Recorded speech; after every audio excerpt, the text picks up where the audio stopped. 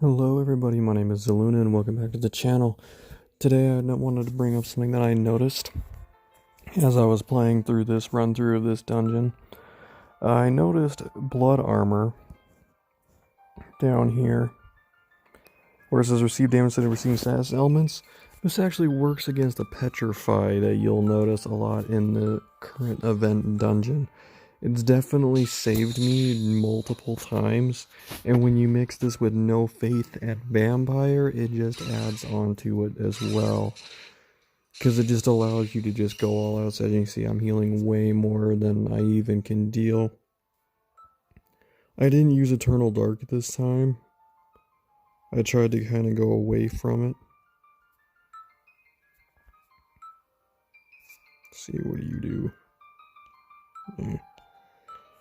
But I tried to not use it this time when we were going. I mean, as you can see through my stuff, all I have is my base equipment's abilities on there. I mean, even we'll go to my permanent abilities. That's about all I got. So, I mean, nothing too flashy. I did still use gambling, obviously. I didn't use all the other reroll perks, but I did still use gambling just to give me, obviously, a shot at the legendary gear.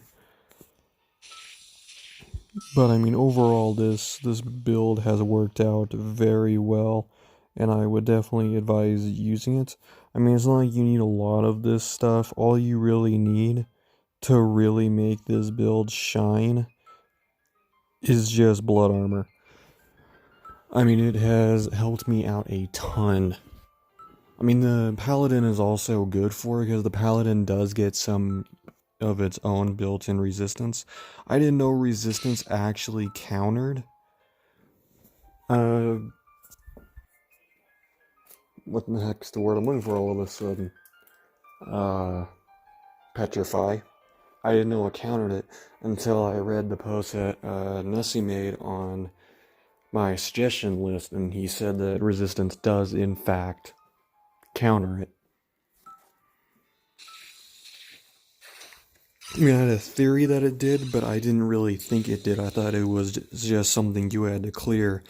But, I mean, blood armor basically makes that even stronger.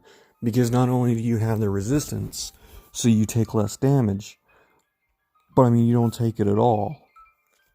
And when you tack in the vampire to counteract the damage, it just helps even more.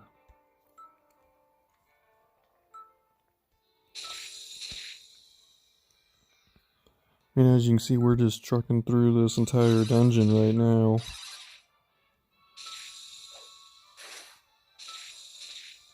My only real worry is that something's gonna one-shot me, so I've been trying to find some better health equipment, but I mean, what can you do?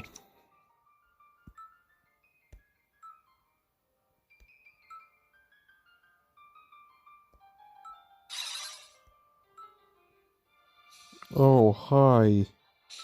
You don't look good. Yeah, we can't change our status. I'm gonna run away from you, cause you were scary.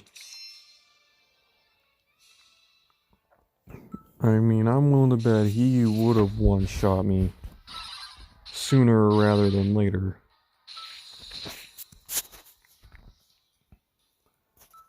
But one thing I have been asked quite a few times by other players, be it in the Reddits or things like that, is why I pick certain legendaries. And I thought I would go over that as well real quick. So, Stormbringer is by far one of my favorite strength items. I would have a hard time picking between Graham and Storm if I wasn't using a class that has both Pi and Strength built into it.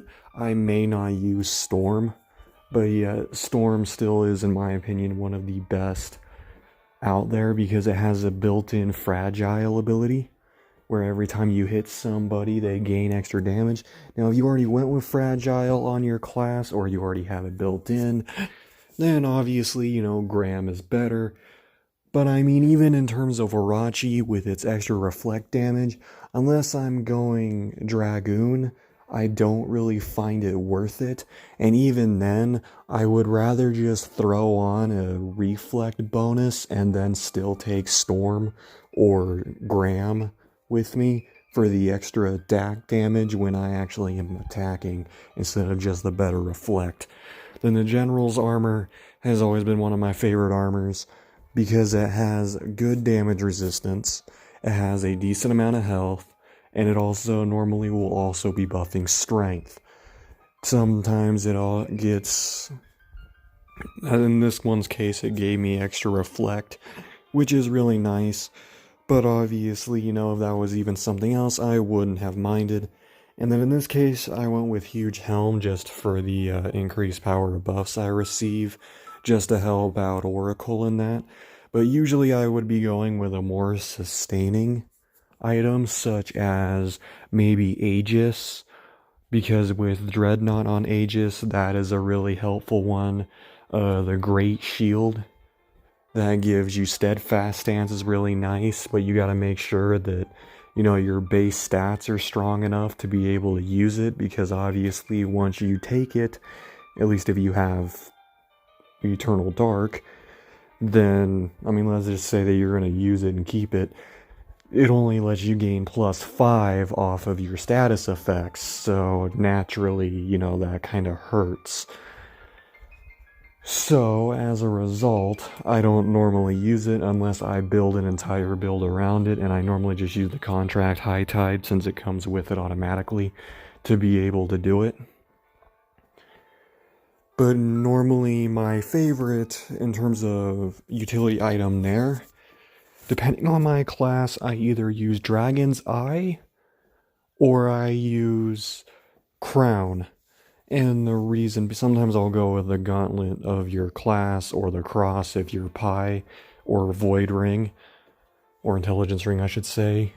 But typically, my favorites are the Crown. Specifically, most of the time, Crown is probably my most favorite, just because of it giving immunity to all rooms. The room effects no longer matter. It doesn't matter what color the room is. It doesn't matter, well, at least I don't think it matters on the room color. I've tried to test that out and it doesn't seem like it does, especially since it no longer really shows it. But I know for a fact that things like zone and stuff like that, those do not matter at all. Which is just all around really nice, because I personally hate, like, submerged rooms. Those things suck. Especially for an extreme level dungeon. It just makes everything a million times harder, because then it just makes the enemies stronger. Tack that on with... oh, okay, there's the one shot I was waiting for. My own blood armor killed me. That's funny. I mean, that's always a possibility you gotta watch out for with blood armor, which is why you normally would go with some higher HP things. I mean, I'll even load up my build I was using real quick. So this is what I was using. Vampire 20%, no faith, max HP plus 50% gambling and blood armor. The reason why I use gambling, as I said, was just to kind of make it a bit easier to get legendaries. You could easily swap that out for anything if you don't really care about the legendaries. I just like having the extra ability. Vampire and no faith, just to give you the extra health so you don't have to use up the slot on a healing ability. And then obviously the max HP plus 50%, so the blood armor has less of a chance to kill you, unlike my unfortunate doing over there.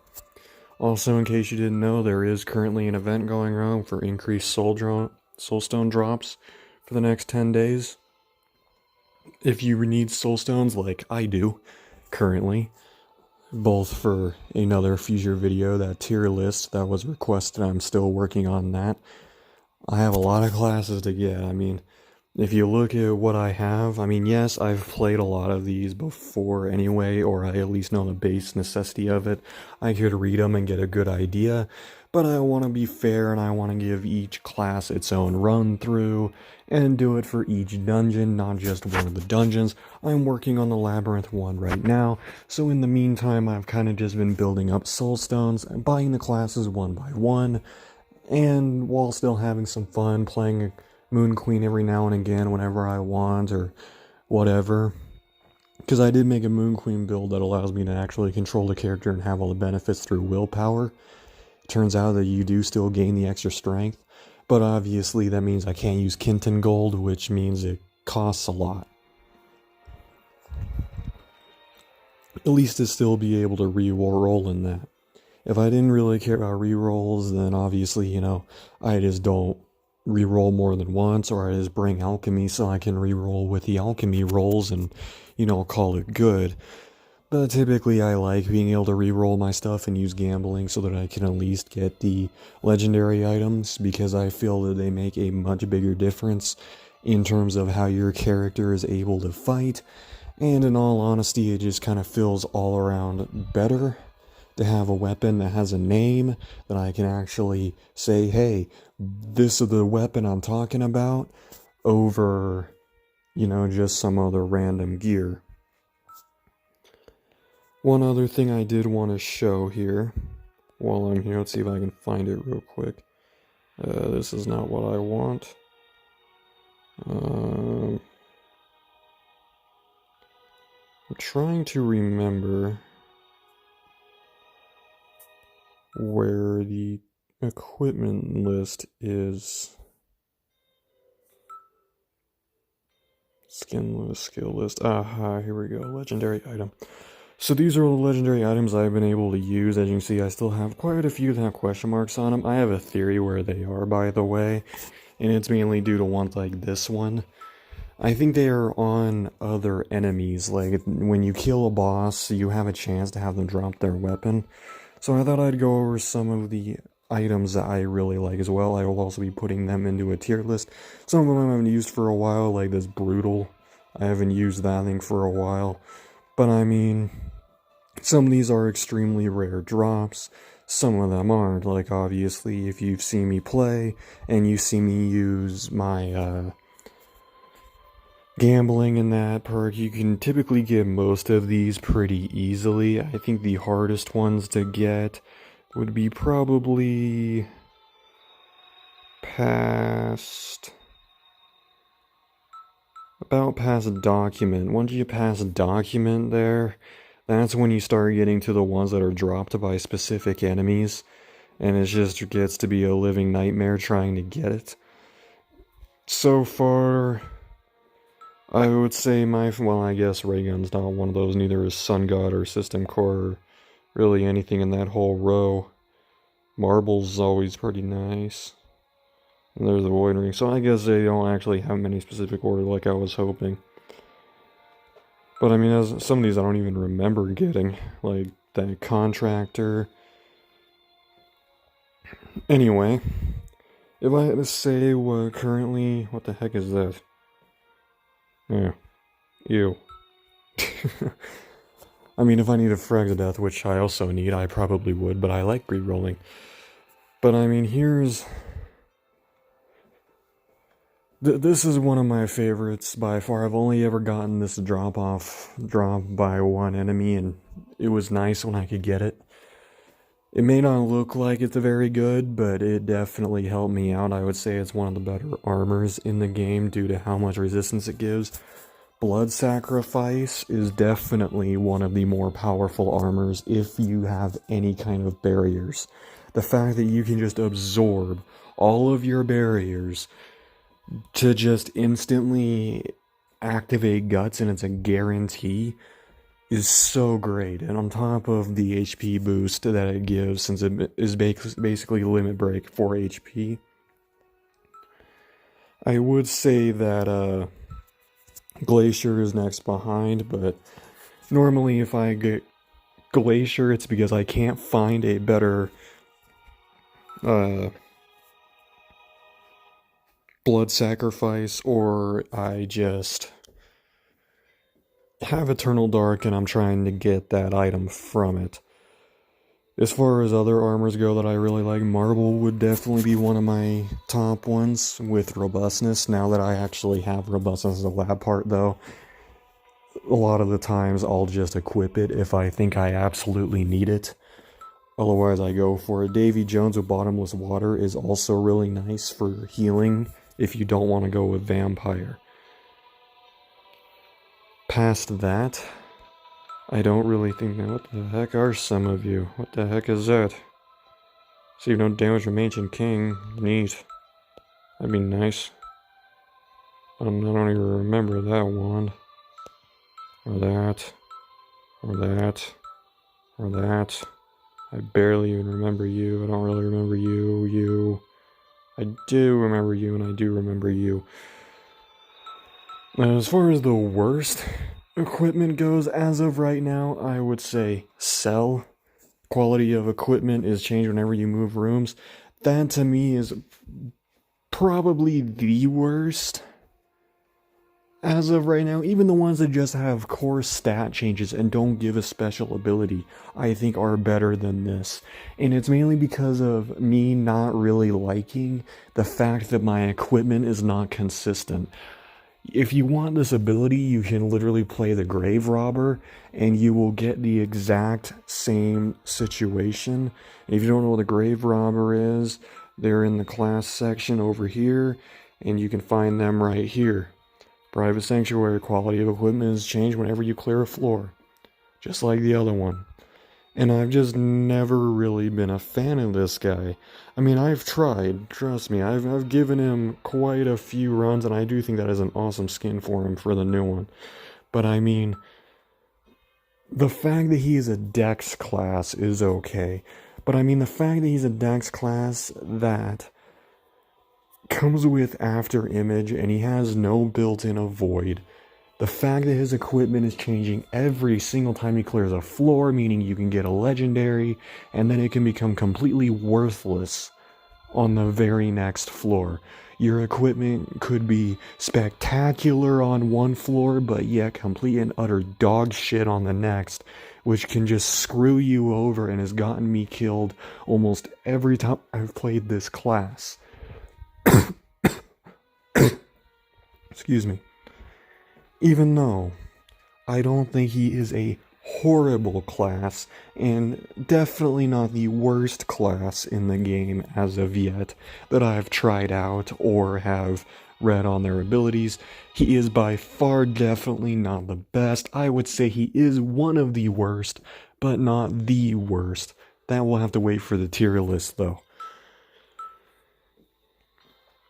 Anyway, I think that'll about do it for this video. Thank you for watching. If you're new around here, subscribe, and thank you all.